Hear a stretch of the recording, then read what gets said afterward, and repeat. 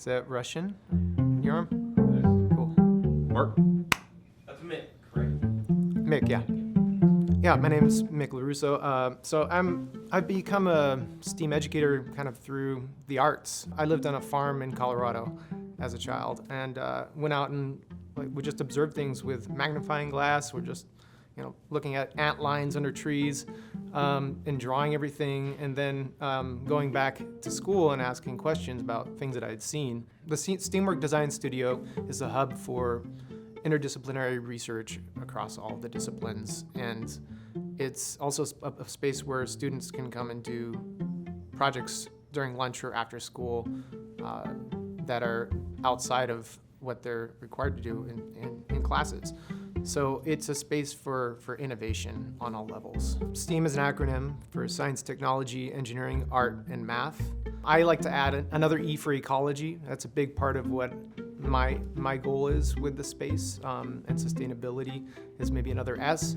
A lot of times we use what's called the design thinking method, which is like an engineering method where you go in and you ask, what are the needs? Like, what's the problem first, and what are the needs associated with that problem? So it could be a scientific problem, or it could be like a problem in somebody's life. Like maybe it's just like, how do I organize my locker? So those kinds of problems can drive a really interesting design process that can involve mathematics, science, measuring, drawing things on CAD programs. We work directly with teachers to develop workshops at the STEAMWorks Design Studio, like our long-standing boat workshop where 7th graders design boats, creating a tempest and seeing how well their boat does the first time, and then redesigning it based on whether it failed or whether it was amazing, but they wanted it to have like the face of Ed Sheeran on it or something, on the second iteration. We work a lot with aerospace engineering. Isabella and a number of other upper school students, they've been working on flight computers in there for experimental rocket.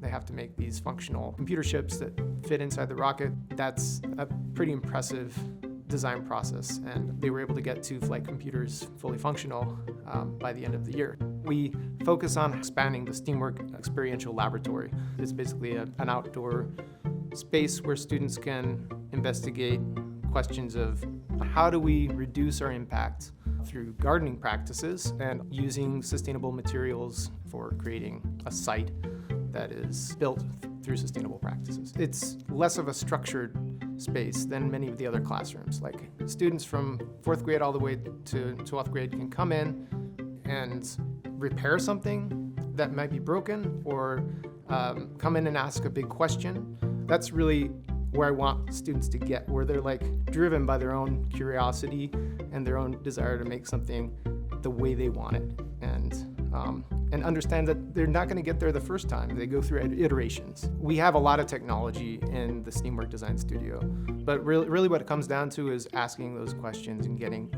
excited and amazed about something.